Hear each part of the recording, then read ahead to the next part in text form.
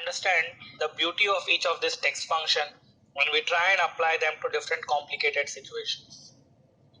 Now, here in this example, as you can see, in column A, we have the email ID of some of the people across the world with a given domain ID, right?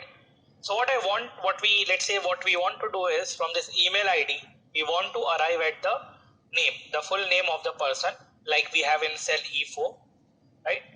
So let's start. We will see ultimately how to do it in one step. But before that, let's do it step by step, and let's try and arrive at the name from the given email ID. So what we do is, we start with the first step. What we do is, we remove this domain name from the given email ID. So each of this email ID has a different domain name. So what we will do is, we will remove them. So any idea which function we can use here? Okay, let me give you a hint, or let me help you solve it. But what I would ideally request you is, before you play this video further, or before you continue playing this video, I want you to give it a pause, give a pause here, and give it a thought that how you can do it best, right? Okay, so what I will do is, I will use a left function here, right? Now, the problem is that I don't know how many alphabets do I want to pull from each of this email ID from the left hand side, right? Because the first name, that is varun.gupta@gmail.com, I will need only 11 letters, okay, or including at the rate sign, will need 12 alphabets or 12 characters. And on the second email ID, which is of Abigail Johnson, we will need 16 characters from the left hand side, right? So we don't know how many number of characters we need from each of this email ID. They are not static, but they are dynamic. So in that case, what I do is, I let Excel decide how many number of alphabets or number of characters we need to pull from the left hand side. How do we do that is, I start with the left function. Okay, Excel asks me for a text, I give it a text reference. Now Excel is asking me for number of characters, but as we know in this case, the number of characters are not static. So what I do is, I use a find function. You remember what does a find function do? A find function finds the position of a given alphabet in a text. So in all of this email ID, if I find the position of @ I can pull that many numbers from the left hand side. So what I do is, I find the position of @ from this text, and that will help me in deriving the given the name along with the @ sign. Fine. Excuse me. Once again, so what we are doing is, we are trying to pull the the name from the email ID. So as a first step, I remove this domain name which exists after @. So I pull all the alphabet which is before in this email ID, before the @ sign. So what I do is, I use a left function, and to find how many number of characters I want to pull, I use a find function along with this. So I find the position of @ within this text, and I close the bracket, one for the find function and another one for the left function, and I get my required answer, right?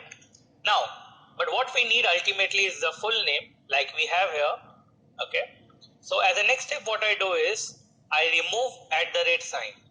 So to remove @ sign, what I will do is, excuse me, when we are writing a left function,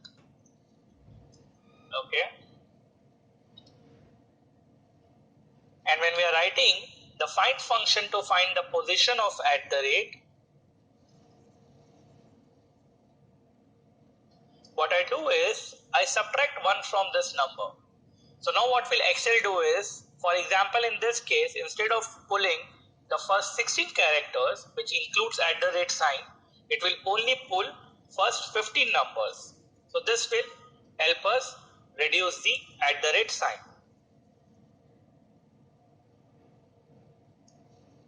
Right? So I get all these names along with the dot in between, but we have successfully removed @ sign from this name. So we have now moved on to step 2. In the first step, we removed the domain ID. In the second step, we successfully removed @ sign. In the third, now we need to substitute our dot with a space, and we are done. So what I do in this function is I substitute from this given name, from this particular cell. Okay, I substitute my old text, which is a dot, with my new text, which is a space within inverted comma. I don't need to give any instance, so I close the bracket and I successfully remove.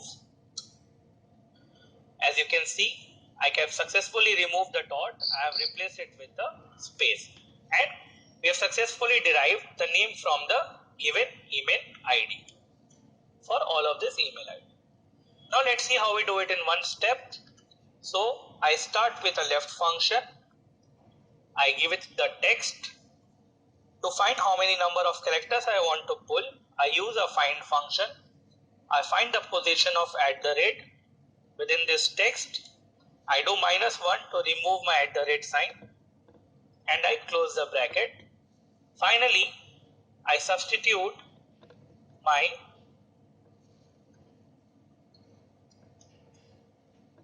dot. This is my text, so I substitute.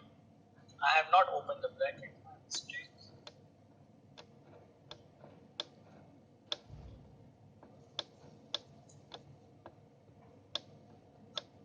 So I replace my dot sign with a space and I close the. So this is one single step to derive the name from the given email ID. Okay, so is it nice to know this? So we have successfully learned the application of the